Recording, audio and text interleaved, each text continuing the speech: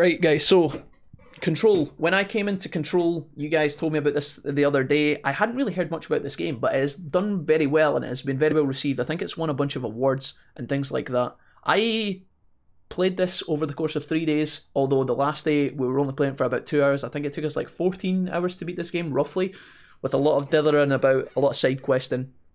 I quite enjoyed this game. It was pretty fun, and I think it's a good game that people should explore. It's currently free via PlayStation Now, so if you have a subscription to PlayStation Now, you can play this on the PlayStation 4 for free. If you have that subscription, that's like £10 a month or something. And I think it's also on the Epic Game Store as well. Somebody told me that with discounts and stuff, you can get it for as cheap as like 13, 14, 15 pounds or some shit. I don't know, but I think this game is worth your time if you're looking for a game to have fun in. It feels very sandboxy, and for the most part, the gameplay is hella fun. It is a little bit unpolished at times though, and there are some negatives I'm going to talk about in a minute, but I think the control is pretty chill, and it's quite good. You can finish it in a couple of days, and if you're looking for something to kind of soak up your time, I think this game is quite fun.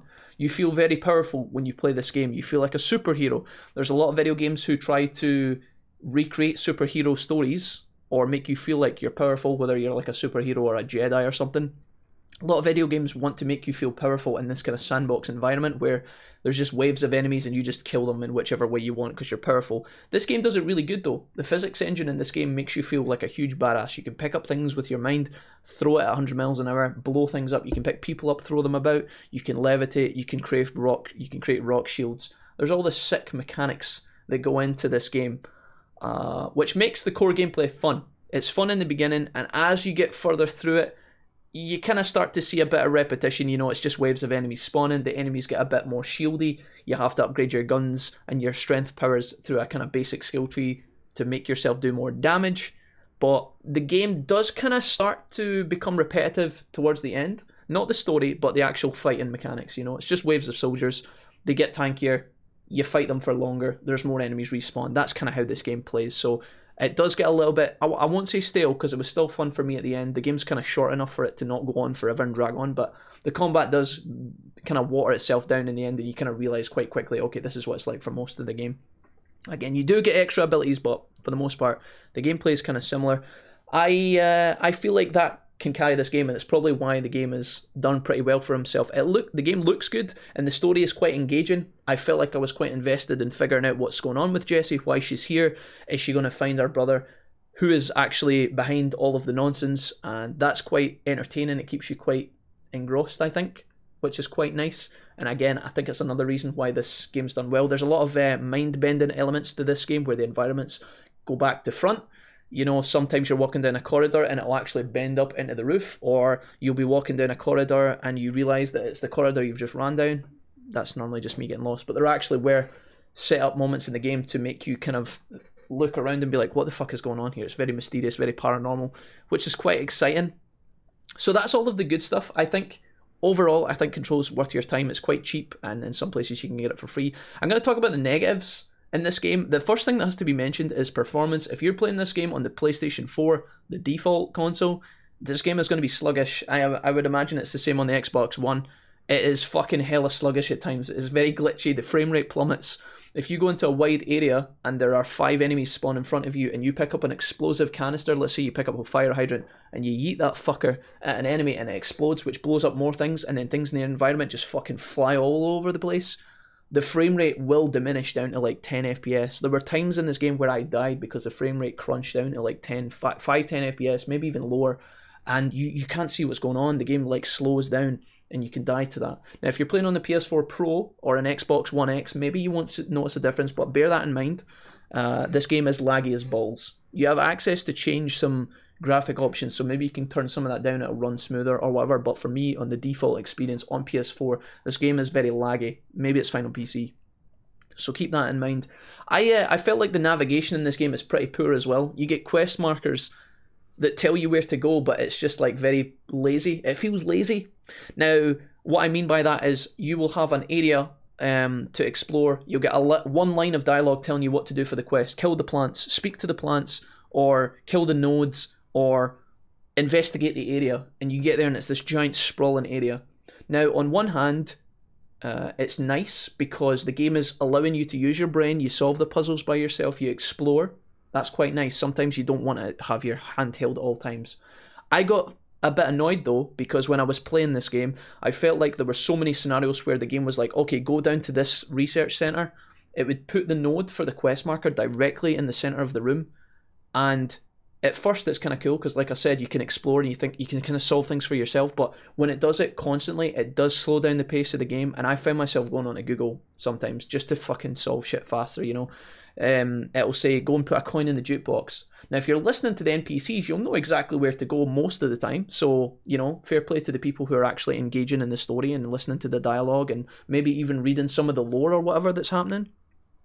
But if you're impatient, if you're a fast player, if you don't have a lot of time for games, you click through some stuff, the game will say, go down to the maintenance chamber, and it'll put a yellow dot in the middle of the map, and then you just are fucking left to your own devices to figure out what's going on. I found myself getting lost quite often, just not knowing where the fuck I was supposed to go. It only happened occasionally, but it was quite frustrating at times. You're just like, you know, an example I used earlier today was if you're playing Skyrim and you had a quest to go and speak to an NPC in Whiterun, imagine instead of going into Whiterun and having the person's house identified of where you're supposed to go, imagine it just literally labelled the entire city as the quest location, and then you just had to fucking wander around the village looking for where you're supposed to go. It would get quite annoying if you were doing it over and over and over again, which is, I feel like that's a bit of a liability of this game, and it gets kind of fucking, I don't know, it is quite frustrating. Not a game changer, but it's quite annoying. I had to look up Google a lot just to save myself some stress and time and energy. But again, maybe that's just me as a person. Maybe other people would like to be able to just be left to their own devices. I get that too. So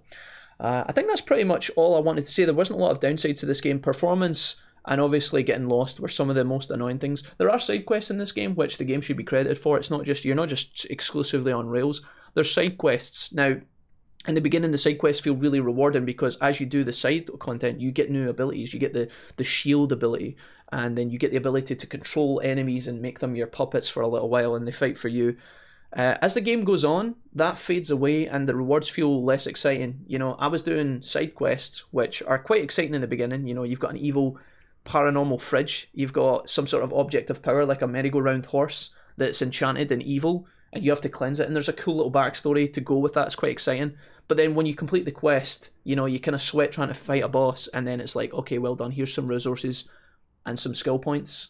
And the skill points in this game felt kind of bland and kind of, you know, they're fine, but they're also kind of lame, you know. Upgrade your health, upgrade your energy, upgrade your throwing power, upgrade your melee power. That's kind of what it comes down to. So it's kind of bare bones. It's good, but it's not amazing. It's nothing to write home about. And so when you're doing these side quests, it doesn't often feel mega rewarding. But I don't know, some of the stories alone, like the little mini stories, it's like you're watching some sort of TV show like the X-Files, and each object of power has its own little backstory. It can be quite rewarding to try and figure out some of that stuff, but a lot of players won't give a fuck, so I don't know. It's a bit of a hit or a miss there. Yeah, you can upgrade your guns as well, which is quite a nice feature. You can upgrade mods and stuff, but honestly, I never even touched the upgraded mod system. I didn't feel like I needed to. It was a bit weird, and it also seemed a bit random. It said, like, I don't know if I fully understood the where you can produce your own mods. I didn't really touch that system. Obviously, I upgraded my guns, and I swapped my mods around. I updated my gun mods fairly regularly. I updated my personal mods fairly regularly, which was quite nice. It gave you a kind of way to personalize your gameplay, which is cool. One thing I do wish on the mod front, I wish they'd given you a bigger bag for your mods. I felt like I was, this is just my experience, I felt like I was getting to the point halfway through the game, and then the second half of the game, there were mods getting dropped by powerful enemies, and because my mod bag was full, I was literally just ignoring the mods on the floor, which is probably a mistake. I should want to pick those mods up and be like, oh my god, look, 40% fucking reload speed, stick that on, you know? But because my backpack was full all the time, and I was getting fed up of going into my mod backpack and cleansing it of shit, I just stopped caring. I just ignored it, and maybe that's a fault that could have been addressed somehow. Maybe the backpack for mods could have been bigger. Maybe the enemies or the mods that are dropped drop less often, so they feel more important when you pick them up. I felt like there was just mods thrown at you 24/7 through this game, and at first you're like, oh cool, I've got extra force push, I've got less energy costs when I glide or something like that. And at first it feels quite exciting, but then when you realise that, you know, everywhere you go it's like mods, and your backpack's only got space for 40, you're just like, ah, cool. Another reload speed, but this one's 5% better. I felt like the only mods I needed in this game were damage. I don't know if that's just that was just me being a pleb or whatever. But honestly, when you make it so simple, you've got no reason to care about the other mods. So that was my experience. Again, we got through the game pretty straightforward. We died to a couple of bosses. In fairness, I should admit that we died to the boss that was the eye. I think it was the anchor boss that spun round in the room and shot you as you jumped across the platforms. We died to that boss a couple of times. I fell through the hole about 5 times when I was fighting the tentacle thing. There was a giant fridge boss that stabbed through the floor and made holes. Now, when I was fighting the boss, looking up, I would end up falling through the hole in the floor. That happened to me like 10 times. I wanted to run into an oncoming train after that happened. But yeah, that's the only negatives I've got to say about Control, guys. The biggest thing is performance. The gameplay gets a little bit, not stale, but it kind of drifts away towards the end. I feel like if they wanted to spice that up, they could have continued to have maybe introduced bigger, better enemies that do different things instead of just ground soldier units. Or they could have, if they wanted to keep the gameplay fresh, they could have also introduced more monsters, I think. Just a change in variety. At the end, you realise in the beginning, you're fighting soldiers with guns. You're fighting soldiers with guns right at the end, in the final confrontation. There's not really much of a variety there. Sure, you get your exploding monsters that run at you and explode. You get your armoured minigun guys. You get your grenade launchers, your missile launchers. You've got your screaming enemy that goes invisible, and then they scream on you. That was pretty unique. You had to figure out how to deal with that enemy. But, yeah, Control was fun. I think it's a good game. I would probably maybe even consider playing it again at some point, but for the most part, that's me. I'm happy with it. It was fun. Good game.